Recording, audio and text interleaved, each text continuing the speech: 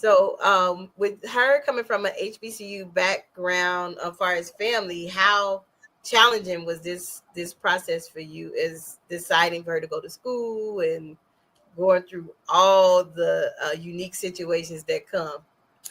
It wasn't challenging at all. I mean, we obviously grew up taking her to Howard Homecoming. And so she always had an opportunity to be around people that we went to school with, that we've been friends with for over 30 years. She's become very close with a lot of our friends who their kids. And so they're like play cousins. Black people always have play cousins, right? Yeah. You go to an HBCU and you stay friends with people for 30, 25, 30 years. Their kids become your play cousins. And so we always knew that we wanted her to go to an HBCU, but we wanted her to make the decision for herself. And I think that because she saw how close my husband and I are to our friends who have become family, because of the HBCU experience, I think it's what made her want to go. And so it was easy, of course, Howard was a choice, but NCCU, North Carolina Central University in Durham, North Carolina, was what felt like home for her. And so we're thrilled and we're excited. And it was easy, and I'm really excited about seeing what she does at Central. Yeah.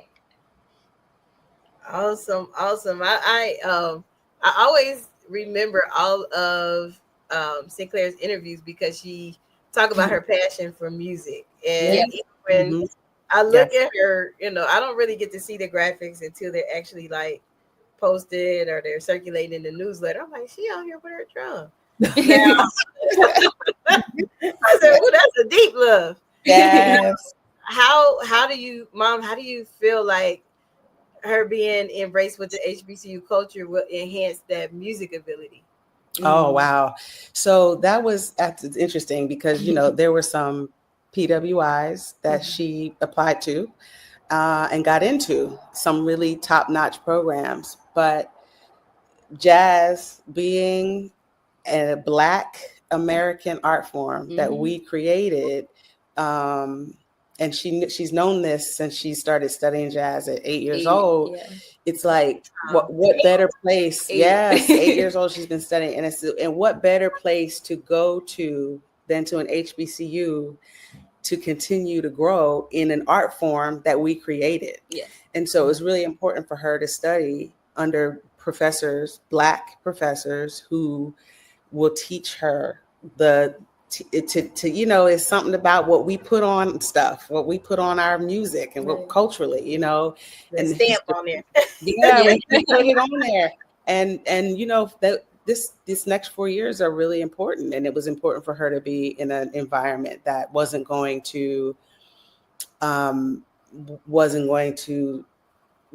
minimize the African American experience, and that was going to really, especially as a Black girl, as a Black girl drummer, it was also really important that she be around Black people, Black women in jazz, people who can help her understand how she fits into the history and the legacy of this African American art form. Love it. I truly, truly love it. Now, I played instruments, but I pretty much did my voice when I got to college because, actually when I got to high school, because that marching band camp and all that stuff is not for the faint at heart. But, shout out to anybody. You can practice in the blazing hot sun, and we're all hats off. Everybody ain't able. Right. And that was the first thing I think I asked her. I was like, "But you play the drums? You gonna be a marching band?" She was like, "Oh, yes, no, no shade. Like all power to them, but it's a different. Different. Yeah. That was the first thing she said too. She was like, "No, I won't be doing that." I was like, "Lady, it's hot out there." But hey, that's pretty good. Now, what conference is? Are y'all in the same conference as Howard? Yes, the MEAC. MEAC. Yeah. Are you gonna cheer for your daughter? Or you gonna cheer for your alma mater? I think that I'm gonna cheer for my alma mater. I mean, like you. The side eye that was just given. Sorry. Sinclair. Sorry. Okay. Sinclair, you've been so sweet this whole competition. The side eye you just gave your mom. Oh my God. Sorry. We'll see, but our football team is better, so Yeah, they are. They have. I mean, we'll see who wins the game. Yeah. She could root for who she wants, but Okay. my school will win. My school will be the winner. I'm so not expecting. Like Sinclair is showed us nothing but the best mannerisms and everything. And to see this side of her is just shocking. She's competitive. Yes. She is competitive. So it's going to be. That's what it is. Okay. Yes. Mm-hmm. In a good way, though. Yes. All friendly competitiveness. So are you going to at least sit with your mom during the game, or are you going to be on your side? If she comes to visit me, yeah. Okay. She'll come say hey. But like, you have to be on my side. Okay. She has to be on. Yeah. Yes. If they're not saying how, we're not there for them. Yeah. Oh my God, that is hilarious. These young people are too much for TV today. Now, I asked the previous family, well, families plural, are you going to allow your parents to go to homecoming? But being that Sinclair has been to thousands of homecomings, yeah, I think it's only fitting that your parents get to go to yours. that's true. Yeah. We're gonna come. We'll come. Okay. I won't hover over her. I won't like. Yeah. I won't follow her around and expect her. No, I'm not gonna do that. But I may come and visit just to see what it's about. Yes. It's usually that's a nice campus. They got good food there. I know I shouldn't relate every campus to by the food they have, but they do. Yeah. Real good food there. Now you go to school shortly. Time is ticking. Yep. In a week I'll be moved in. Mm-hmm. In a week you'll be moved in. Yep. So mom, as she's getting ready to move in, and what advice do you have for other parents? That I've talked to like 20 parents that have called me over this span of this week because they are at the move-in stage. And I get it. It's your baby. Some of them it's their first. Some of them it's their only. And honestly, with some of the young people, it's their first time away from home. Like, right. Out of that 8-block radius. So what advice do you have, for parents, as you done made it through the whole year, now you at the end, drop her off at school. So what would you tell parents? I would tell parents, and this is a note to myself as well, is that this is the time where we are not the pilot of the plane anymore, right? We're not the captain of the ship. And we are now the co-captain or the first mate. So if we're so if it's a ship, right? We're not the captain of the ship, but the captain has first mates and crew that helps them sail the ship. She now has to sail her ship.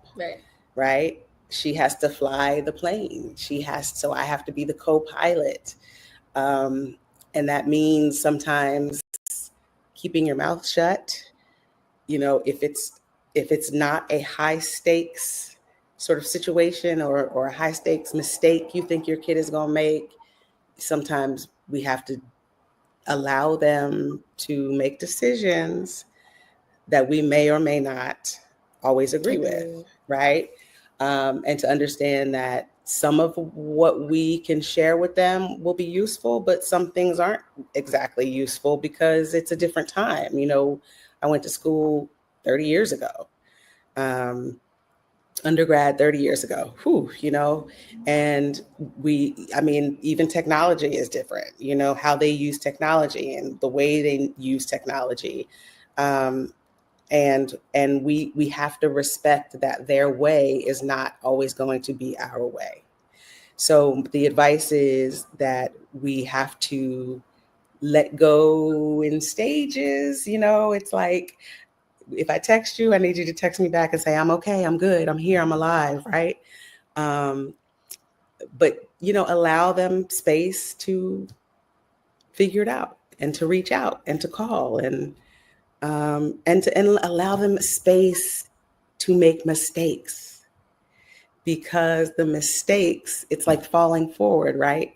If you never make a mistake, and we're always here to catch them and always here to be a safety net, they'll never learn how to problem solve. They'll never learn their own strength. So that's my advice. That's good. That's really, I was sitting there processing like, oh, I might have to take some clips of that and send it to our parents for this upcoming year, because we start a class of young people every September. Oh, wow. And they have to deal with me for the whole school year in teaching them about HBCUs, applying for school and all that. And I'm like, the ones that's been giving me the most, like, I don't know, I'm not, if I'm ready to drop my kid off. I'm like, if y'all drop the kids off, leave them kids off. I do it. You have to trust that. You have to trust that all that you have put in them, 18 years, you know. What I do hope is that it's my voice that she hears when she has a big decision to make, you know, or for her father's voice, like, what would she say, or what would she do, you know? So yeah, got to do it. This is where, you know, what's the saying? This is when, like, you put everything to the test, everything that you've learned. Yeah. So this is, you know, so now this is the test. We'll see. We'll see. Yeah. And I truly like that she is ready. She is all in, and she has a really big support system. And you know, as our viewing audience know, that I get really, I think Sinclair was on here when my mentor came, and he was like, no, she is very into it. Like, she will make everybody win if she could. That's why we don't let her do anything. Right. I mean, that's honestly, I will, like, I do. That's just my personality. That's just me. Because if I see young people doing something positive, I got their back all day, 10 times. Yeah. But you gotta be proud. You know, Sinclair, you made it from all the way to 70 to top 20. Like, you've made consistently since throughout this whole process. And so I want to say congratulations to you for doing that. But I also want to tell your mom, thank you for even allowing her to participate, because we don't make it easy for them at all. Yes, thank you. Thank you. This has been a really good experience. I'm really impressed with my child, but I'm also really impressed with the other applicants, and listening to the videos I'm just overwhelmed. Like, it's really, really impressive that they know how to articulate their goals and their dreams. It's a really good, this is such a great platform for them, you know, interviewing skills, learning how to speak their mind and, you know, speak their dreams into fruition. It's an amazing thing. So thank you. Yeah. Thank you. We try. We try. This is our 5th year. And a lot of people, some people know, and I make sure that the young people know, this is named after my sister. This is our whole family is involved in this scholarship, because this is our way of still recognizing her, even in her passing.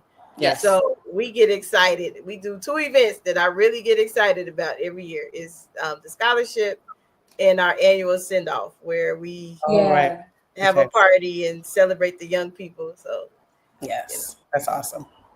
But before we go, I have to ask this. I got to. You know, you're like, come on, I'm ready. If you look on the bottom of the screen, and our viewing audience actually can see how they can actually vote. Okay. Why, you know, should our viewing audience and supporters, I don't want to say vote because they've been voting for it, but why should they continue to support and vote? Because you got till September 5th, and then voting cuts off. But why should we vote for your scholar? I think, aside from the fact that she's my daughter, one of the things that I am most impressed with Sinclair about, and I can speak for my husband as well, is that Sinclair is she's disciplined. She is disciplined. I've never had to wake her up in the morning. She would get up herself, set her alarm clock. She had to get up every morning at 5:30 a.m. to be at school. She was a musician. She was on the honor roll. She ran track for a state champion track team in New Jersey. And it took a lot to do that. I think sometimes we don't give our young people enough credit for how intense high school is now. And it wasn't as intense for us, but it's so competitive now. And I think that she rises to the occasion all the time. She always does. And she knows how to self-correct and course correct. Ninth grade was really difficult for her because she was coming out of COVID as an 8th grader who sat on Zoom all year, and in 7th grade for half of the year. So for 18 months, she was on Zoom, and 9th grade was extremely difficult. But she matured, and she buckled down, and she really, really, really turned things around for herself in high school.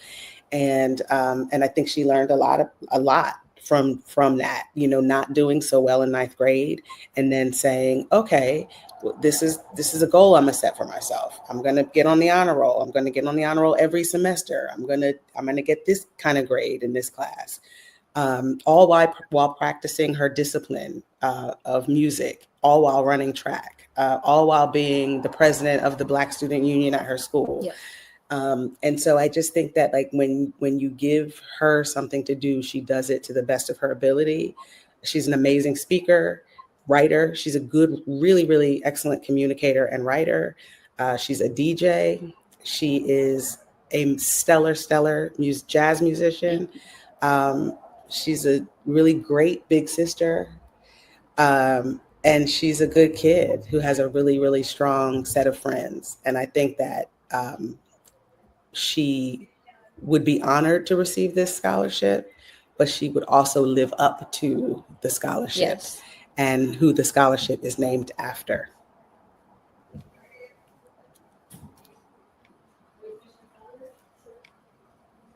Awesome. I get almost teary-eyed to hear how the parents of this competition have went above and beyond to express why their scholars should receive something. And I'm like, wow, Sinclair, that mean you got big shoes to fill now. No, I'm just playing. But I know you rise above the challenge. But every time I think about you, and don't take this wrong in any way. Every time I think about you, I'm like, oh, she could be the next Sheila E. She could be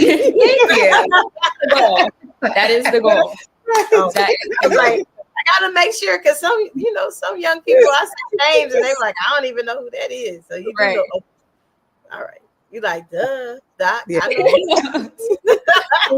appreciate that compliment. Yes, that's a compliment. Mm-hmm. I'm telling you, when I seen your graphic and you had the drum, that's all I could think of. I was like, okay, you got to start playing that.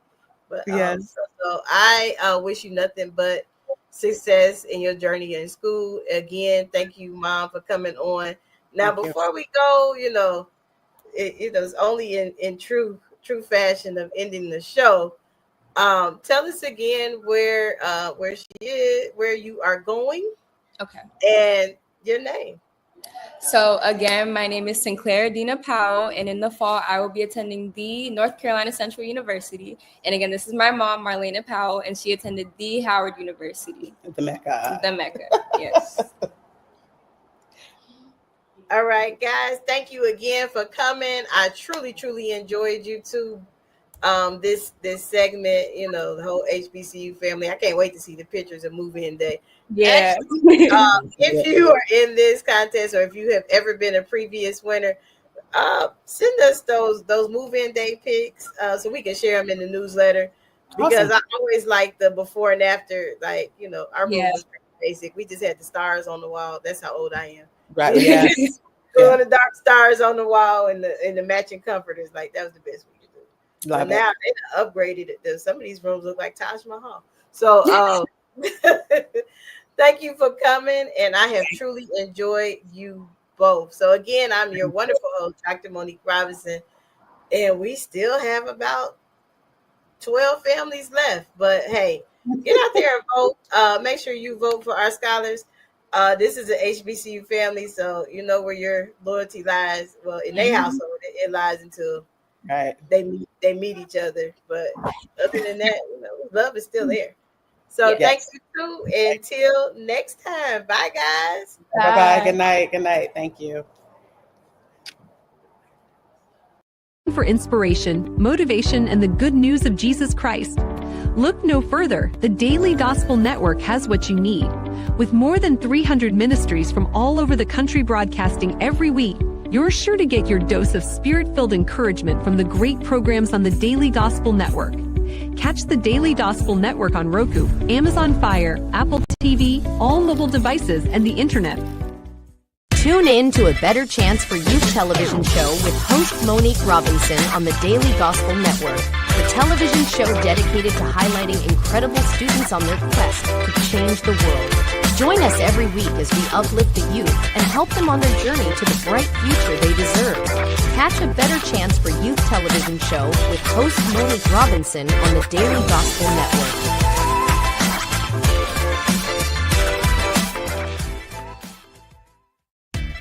Thanks for watching A Better Chance for Youth television show with your host Monique Robinson, the television show where we highlight incredible students in their quest to change the world.